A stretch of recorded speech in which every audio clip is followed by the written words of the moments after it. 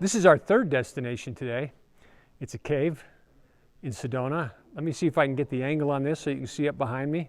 There's actually a crawl space through here where you can double over to a second cave. Pretty cool destination. Join us as we explore and discover this gem in Sedona. Welcome to Hidden Gems of Nature. We're at the trailhead here in Sedona. I'll have Noel pan around so you can see what some of these rock formations look like, so you can see what trailhead we're at. These trailheads in Sedona, because there's so many of them and they're in neighborhoods, oftentimes you have to take shuttles on the weekends. On the weekdays you can park here, but on the weekends you have to take shuttles. But join us as we explore and discover all the gems on this trail in Sedona. All these canyons in Sedona are beautiful hikes because of all the towering red rock formations. So any one of these hikes is beautiful.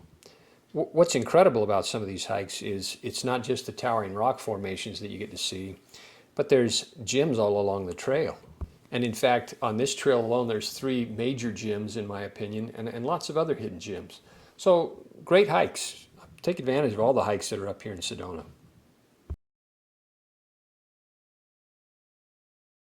This is one of our destinations today. It's a sinkhole that happened in 1880.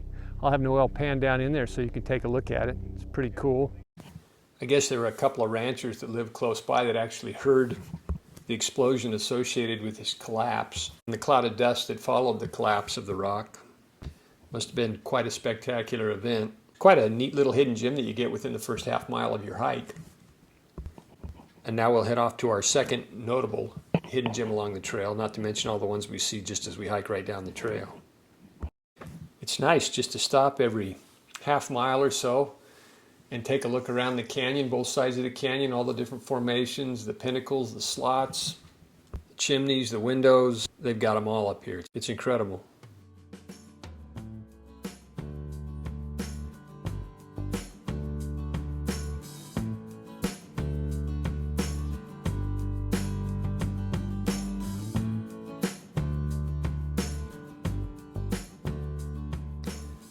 This next hidden gem that we're dropping into is kind of a cool little gem, kind of a cool slide rock formation.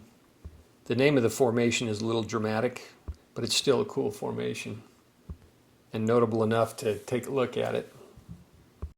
This is another one of our destinations today as we take this short hike up this canyon in Sedona.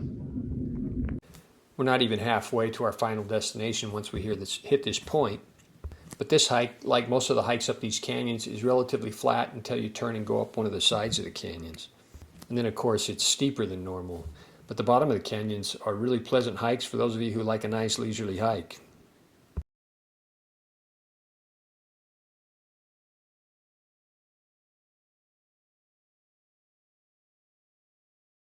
Kind of a cool little flat head rock formation at the edge of that larger rock formation.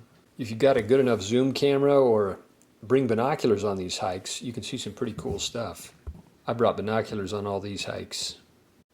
The final gem that we're hiking to is a cave or a tunnel, and it reminds me of Enchanted Rock State Park in the Central Texas Hill Country. In the state park, there was a rock that had about a 40-foot face followed by a 30-foot chimney, which is about the opposite of the cave that we're going to. We're going to the cave that has about a 40-foot chimney and then about a 30-foot face below it. Kind of an interesting configuration, but kind of cool. Anyway, we'd go to Enchanted Rock State Park. We'd rappel really quick down to the chimney and then, of course, go slow down through the chimney. I'll get back to the story in just a second. We're coming up on another hidden gem. While Noel's heading up to this little intersection where we'll take a right, I'm coming over here to the side of the trail to show you the snow. There's a little bit of snow here. It snowed a few days ago, and a little bit of it's still on the ground. Kind of a dry year this year, unfortunately. And of course, here on the side of the mountain in the shade, you can see quite a bit of snow as well. We started hiking up off canyon floor to our final destination and came across a few of these flat rocks. As you can see, they're very popular places to sit down. A lot of people here coming in and going out.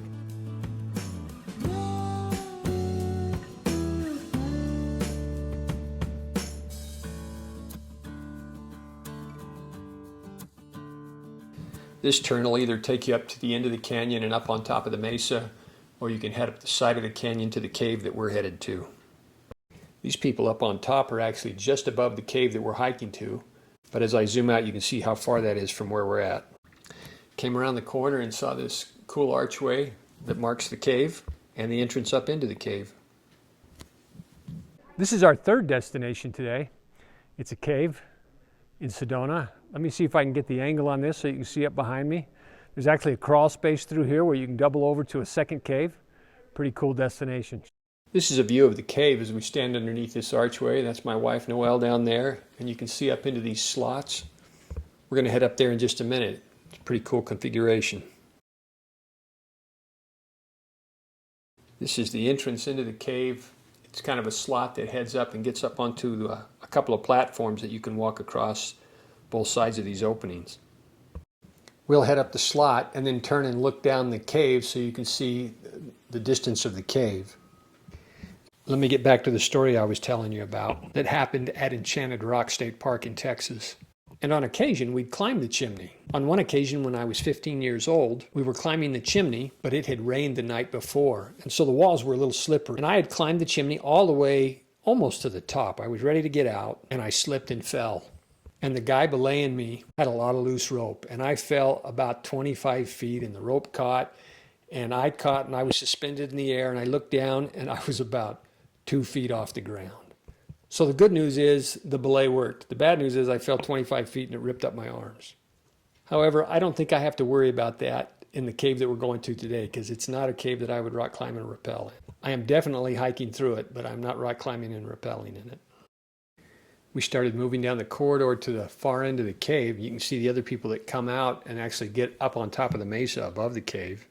And then you can see down into the other opening, and this is what the other opening looks like from the bottom.